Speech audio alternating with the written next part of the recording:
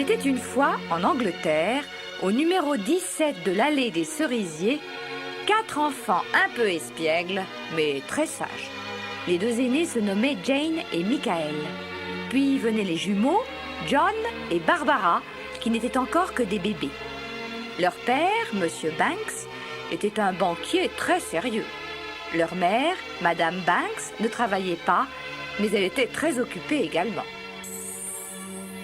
Un matin, Michael, qui s'était approché de la fenêtre, s'écria « Regardez, voilà quelqu'un qui arrive !» En effet, une femme venait de pousser la grille du jardin. D'une main, elle retenait son chapeau sur sa tête, et de l'autre, elle portait un sac de voyage. C'est alors qu'il se passa une chose étrange. On eût dit que le vent soulevait la jeune femme et l'élevait dans les airs pour la déposer juste devant la porte d'entrée. Puis, la sonnette retentit. Madame Banks alla ouvrir et revint bientôt au salon suivie de l'inconnu. Elle avait des cheveux noirs et brillants. Elle était mince, avec de grands pieds, de grandes mains et des petits yeux bleus perçants. « La chambre des enfants est au premier », dit Madame Banks en montant l'escalier. Jane et Michael, qui observaient la scène du haut du palier, restèrent alors bouche bée. L'inconnue s'était assise sur la rampe et la remontait en glissant gracieusement. Jane et Michael savaient parfaitement que personne n'avait jamais rien fait de semblable. Descendre un escalier par la rampe, oui, mais le monter, ça, jamais. L'inconnue eut tout juste le temps de sauter de la rampe en haut du palier que déjà Madame Banks se retournait vers elle. « Les enfants, dit Madame Banks, je vous présente Mary Poppins, votre nouvelle nurse. Et voici les jumeaux, ajouta-t-elle en désignant les bébés pelotonnés dans leur petit lit. Mary Poppins dévisagea longuement les enfants. Puis avec un reniflement résolu, elle déclara « C'est d'accord, je les prends ». Lorsque leur mère fut partie, Jane et Michael s'approchèrent de Mary Poppins. « Comment êtes-vous venue ?» demanda Jane. « On dirait que c'est le vent qui vous a apporté. »« Précisément », fit Mary Poppins en enlevant son chapeau à fleurs. Puis elle se pencha pour ouvrir son sac. Michael ne put s'empêcher de s'écrier « Quel drôle de sac ! Mais il est vide !»« Comment ça, il est vide ?» répliqua Mary Poppins d'un air offensé. « Mon garçon, vous avez la berlue !» Et aussitôt, elle sortit du sac vide un tablier blanc, puis un énorme savon, une brosse à dents, un paquet d'épingles à cheveux, un fauteuil à bascule et un flacon de parfum. Enfin, d'un air mystérieux, elle en extirpa une grande bouteille munie d'une étiquette sur laquelle il était écrit « Une cuillerée tous les soirs avant de se coucher ». Mary Poppins versa dans une cuillère un liquide rouge foncé qu'elle tendit à Michael. « Je n'en veux pas, je suis pas malade !» protesta-t-il. Mais les yeux de Mary Poppins étaient fixés sur lui. Et Michael découvrit alors qu'on ne pouvait pas regarder Mary Poppins en face sans lui obéir. Sans un mot, il avala le contenu de la cuillère. Un sourire s'épanouit alors sur son visage. « Glace à la fraise !» murmura-t-il. Puis Mary Poppins prépara une cuillerée pour Jane. Cette fois-ci, le liquide, qui sortait pourtant de la même bouteille, avait des reflets jaunes et argentés. Jane ouvrit la bouche. « Sirop de citron !» déclara-t-elle ravie. Mary Poppins prépara enfin une cuillerée pour elle-même. « Punch au rhum !» annonça-t-elle en rebouchant la bouteille. « Et maintenant, au lit, et plus vite que ça !» En moins d'1 minute, les enfants furent couchés. À la lueur de la veilleuse, ils observaient Mary Poppins qui, de son drôle de sac, tira 11 chemises de nuit, une paire de pantoufles, un jeu de dominos et un album de cartes postales. Pour finir, elle en sortit un lit pliant avec des couvertures et un édredon. Puis elle se coucha. Incapable de se taire plus longtemps, Michael s'écria « Mary Poppins, vous ne nous quitterez jamais, n'est-ce pas ?» Furieuse, Mary Poppins émergea de l'édredon et souffla. « Encore un mot et j'appelle un agent !»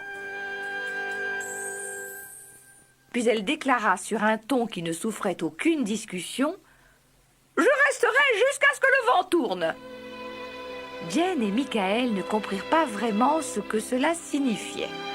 Mais ils s'endormirent en se disant que même s'ils avaient rêvé tout cela, c'était un rêve formidable. Tout le monde fut ravi de l'arrivée de Mary Poppins. Monsieur Banks l'adorait parce qu'elle ne coûtait pas trop cher. Et Madame Banks parce qu'elle pouvait dire à tout le monde que la nurse de ses enfants était une perle.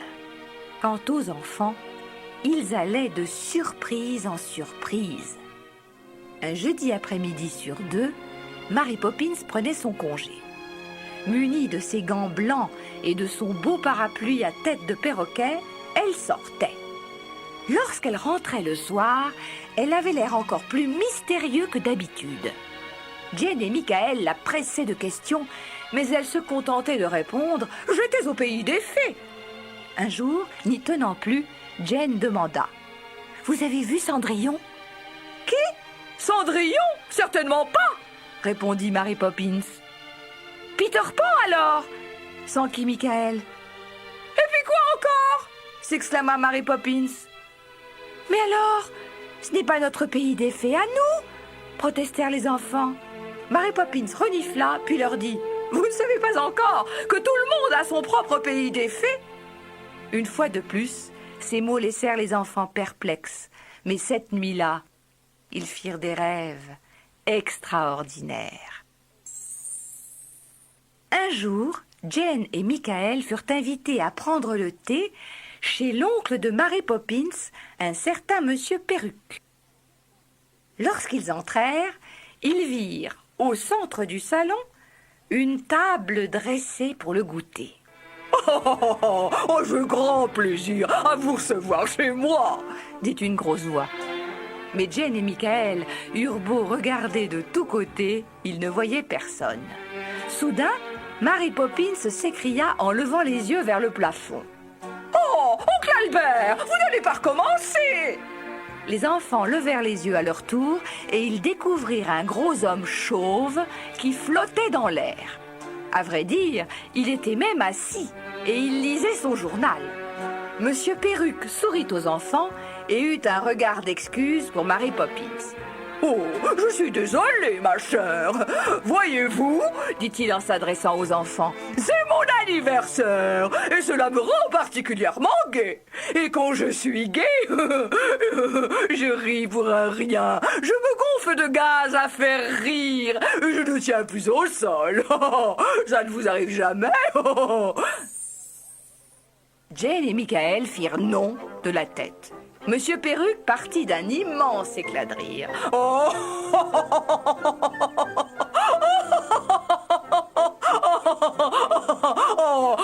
c'est une chose qui n'arrive qu'à moi, dit-il en s'étranglant de rire. Une fois, je suis allé au cirque. J'ai tellement ri que je suis resté 12 heures en l'air sans pouvoir redescendre. » Monsieur Perruque était si drôle que Jane et Michael furent rapidement gagnés par le fou rire. Et d'un seul coup, leurs pieds quittèrent le sol et ils se retrouvèrent aux côtés de Monsieur Perruque qui riait de plus belle. Venez avec nous, Mary Poppins. Vous verrez, c'est très confortable, dit Jane sans cesser de rire. C'est facile, vous n'avez qu'à penser à quelque chose de drôle, parvint à articuler Michael. Si vous croyez que vous me donnez envie de rire. Et puis le thé va être froid. Elle renifla furieusement, puis d'un geste sec, elle envoya au plafond la table et le goûter, ainsi que 4 chaises. Puis elle vint s'installer à table avec eux. Jane, Michael et Monsieur Perruque s'amusèrent tout l'après-midi. Ils parvinrent même à faire rire Mary Poppins. Dans l'autobus, sur le chemin du retour, Michael murmura « Mary Poppins, il fait souvent ça, votre oncle ?»« Il fait quoi ?» demanda Mary Poppins sèchement. « Eh bien, il monte en l'air, il rit et se roule au plafond » tenta d'expliquer Michael. « Se rouler au plafond? Vous n'avez pas honte, jeune homme, de parler ainsi de mon oncle, qui est un homme raisonnable, honnête et travailleur. Un peu de respect, je vous prie. Mary Poppins renifla bruyamment, puis tourna la tête. Elle avait l'air terriblement vexée. Jane et Michael avaient appris à ne pas discuter avec Mary Poppins. Mais ce soir-là, ils s'endormirent en pensant que s'ils avaient rêvé tout cela, c'était un rêve formidable. Un jeudi soir, Mary Poppins rentra avec un cadeau pour chacun des enfants. Ce n'était vraiment pas dans ses habitudes. De plus, durant toute la soirée, elle ne les gronda pas une seule fois. Jane et Michael étaient très inquiets, car ils sentaient confusément que quelque chose d'étrange allait se passer au numéro 17 de l'allée des cerisiers. Puis, M. Banks rentra du travail. « Le vent a tourné, dit-il en passant la porte. La longue vue de l'amiral Boom indique vent d'ouest. C'est bien ce que je pensais. » Mary Poppins servit le dîner des enfants, donna le biberon aux jumeaux, fit la vaisselle et rangea soigneusement la chambre. Puis elle déposa un baiser sur le front de Jane et de Michael et dit « Soyez sages, jusqu'à ce que je revienne. » Soudain, il y eut une rafale de vent et la porte d'entrée claqua. Jane et Michael se précipitèrent à la fenêtre.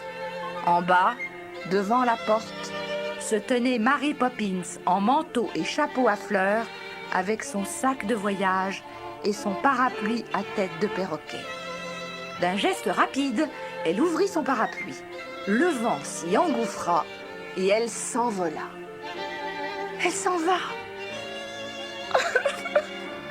Jane, elle s'en va !» sanglotait Michael. Jane prit son petit frère dans ses bras et le remit au lit. Elle le borda comme faisait Mary Poppins tous les soirs. Puis elle lui dit en reniflant « Mary Poppins a dit de rester sage jusqu'à ce qu'elle revienne. » Et cette nuit-là, les deux enfants s'endormirent en pensant que même si Mary Poppins était un rêve, c'était un rêve formidable.